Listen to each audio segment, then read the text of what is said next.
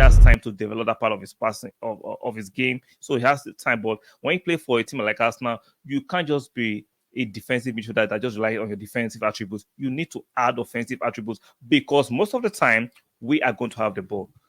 So you can't just rely on Odegaard's or creativity alone. The DM to have to be relatively creative, even though they should be destructing the team you're playing against. I understand that, but when we're going to have the ball and dominate games, we have to have. Welcome to the present. If you're just joining for the first time, be kind enough to strike that like button. Very, very important. I don't know why some of you don't strike the like button. It doesn't cost you a lot. Strike that like button. Make sure you subscribe. Subscribe. Lastly, do not forget to turn on those notification bells. Very, very important. So let's talk about Declan Rice.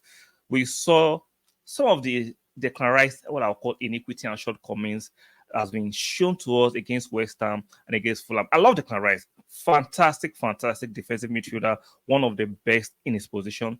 But when it comes to when we are playing against low blocks, those teams who are going to be backing it up all the time, his passes and his passing are too safe. When you play for a team like Arsenal, even though you're a DM, you have to have this exploratory, line-breaking, adventurous passes. You have to have it. Look at Partey. I remember I made a video a few months ago saying even though I love Declan Rice, in terms of this offensive passing and passes, for me, Thomas Partey is still ahead of him. He's still better than him. Now, I'm not saying Declan Rice is a bad midfielder. Don't misquote me. Listen to me carefully. Do not do your selective hearing. When I said it last time, I'm sure the video is still in my archive. Declan Rice defensively is better than Partey. Yeah? But offensively in the passing, Partey supersedes him. Now, Declan Rice is still young. Maybe that part of his game will develop later in life. Come on, Declan Rice is just 24, 25. So he still has time to develop that part of his passing of his game. So he has the time. But when you play for a team like Arsenal, you can't just be a defensive midfielder that just relies on your defensive attributes. You need to add offensive attributes because most of the time we are going to have the ball. So you can't just rely on Odegaard's or creativity alone. The DM to have to be relatively creative, even though they should be destructing the team you're playing against. I understand that, but when we're going to have the ball and dominate games, we have to have our DM have that creative passing in their locker. Now, Partey, unfortunately, is not fit. And that's the struggle we have to deal with a better offensive passer in terms of that DM. Hopefully, he can pick on our tricks from Partey and let's see how it progresses. I've seen a lot of people trying to, use this deficiency in Declan Rice's game at the moment. Try to say, "Oh, Partey is a B-Tech in DD." Let's not go that far. Let's not be unfortunate. Let's not be unfortunate. Come on, man. Let's not do that. We know Partey doesn't come close to Rice defensively, even in terms of availability. And Rice is still young.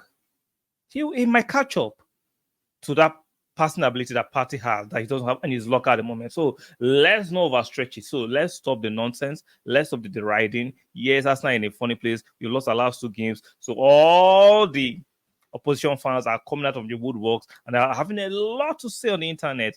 Enjoy while it lasts. So for me, I still rate Declan Rice highly. I respect him. I just want him to. There's another thing. Why does Declan Rice just solely like to pass to the Saka wing? Are you having a disagreement with Martinelli? Every time he gets the ball, I know you are right-footed, so it's easy to pass to the right where Saka occupies. But come on, there's the other side. There's Martinelli and Kyle on the other side.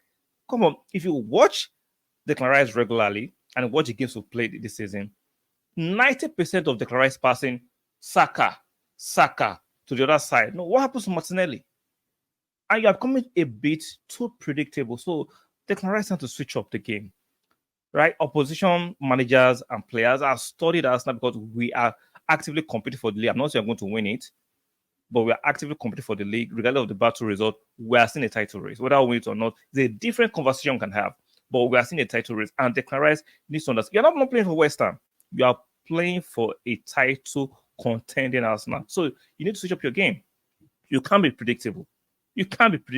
So all this time that every time, just watch the highlights or the extended highlights of the past few games. When the client gets the ball, he's always to the right, nothing to the left. Like all your supplies are to the right.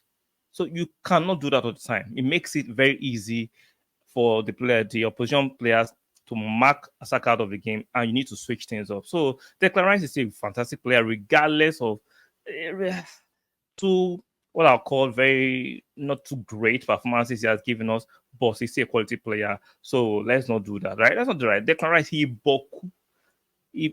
be like Rice, he's still Boku. So there is no way I'm going to fall for the nonsense by the opposition fans who are hoisting the fact that Declan Rice is looking average. Really? For the past 18 games, all of you are shouting 8 over 10, 8 over 10. Declan Rice is one of the best signings. Suddenly, after 2 games, is average. Let me know what you think about this conversation in the comment section about Declan Rice. Do not forget to strike a like on the video. Very, very important. Make sure you subscribe, hit subscribe. And lastly, make sure you turn on that notification bell. Very, very important. And I will see you guys in the next one. Bye for now.